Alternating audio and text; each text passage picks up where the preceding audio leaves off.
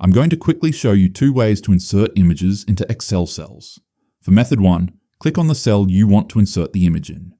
Then go to Insert and click on Pictures. Hover over Place in Cell. And select this device if you are selecting an image from your PC. Select the image and click on Insert. You can repeat this for every cell you want an image in.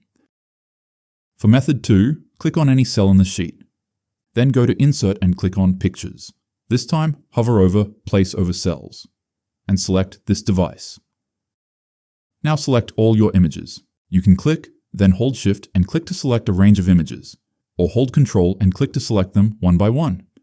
Once the images are selected, click on Insert.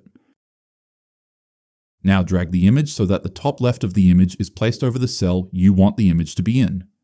Then go into Picture Format and click on Place in Cell. The image should be inserted into the cell. This method is ideal when you have a lot of images to insert.